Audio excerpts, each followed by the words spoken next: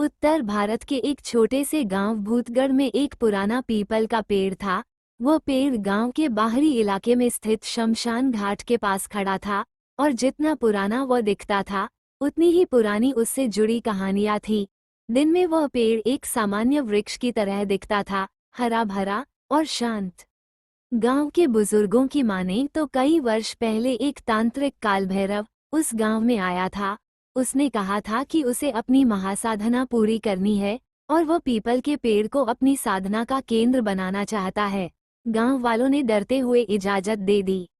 अमावस्या की रातों में वह पेड़ के नीचे बैठकर मंत्र पढ़ता, अग्नि जलाता और किसी अज्ञात शक्ति से संवाद करता। लेकिन एक रात कुछ गलत हुआ। कहते हैं वो शक्ति जिसे उसने बुलाया था बहुत प्रचंड थी। उसने तांत्रिक को ही भस्म कर दिया। वर्षों बाद गर्मियों की छुट्टियों में शहर से 4 दोस्त गांव घूमने आए। रोहित, विक्रम, आकाश और साहिल। वे सभी कॉलेज के छात्र थे और गांव के डरावने किस्सों को अंधविश्वास मानते थे। जब उन्होंने पीपल के पेड़ की कहानी सुनी तो उनके मन में उत्सुकता पैदा हुई। आकाश ने कहा, क्यों न एक रात वहां जाकर सब रिकॉर्ड करें, सच झूठ का पता तो चले। सभी राजी हो गए। वे अमावस्या की रात को 11:15 बजे उस पीपल के पेड़ के पास पहुंचे। कैमरा ऑन, मोबाइल की टॉर्च जलती हुई। जैसे ही घड़ी में 12 बजे हवा अचानक तेज हो गई। टॉर्च की रोशनी फड़कने लगी। विक्रम पीछे मुड़ा और कांपते हुए बोला, किसने मेरा कंधा पकड़ा? बाकी सबने चौंक कर देखा, कोई भी उसके पास नहीं था। उसी पल मोबाइल की स्क्रीन पर एक धुंधली परछाई दिखी, एक लंबा, काले धुएं से बना, बिना चेहरे वाला साया, जो धीरे धीरे उनकी ओर बढ़ रहा था। आकाश कैमरे से सब रिकॉर्ड कर रहा था, तभी मोबाइल गिर गया।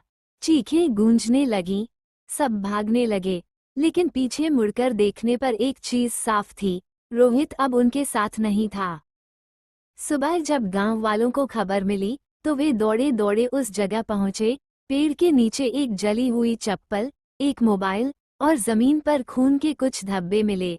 मोबाइल की आखिरी रिकॉर्डिंग में सिर्फ रोहित की घबराई हुई आवाज थी, वो मेरी तरफ आ रहा है, मैं कुछ नहीं कर पा रहा, माफ कर दो मुझे। इसके बाद स्क्रीन पूरी तरह काली हो जाती है। गांव वालों ने पीपल के पेड़ को लोहे की मोटी जंजीरों से बांध दिया। पूजा पाठ कराए, मंत्रों का जाप हुआ।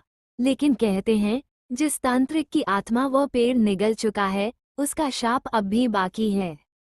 हर अमावस्या की रात अगर कोई पास से गुजरे तो एक धीमी सी आवाज कानों में गूंजती है, मैं अधूरा हूँ, कोई तो आए मुझे पूरा करने। और पेड़ की सबसे ऊंची शाखा पर कुछ लोगों को आज भी एक परछाई झूलती दिखती है, जैसे कोई वहां अब भी फंसा है। क्या आप उस पेड़ के पास जाएंगे?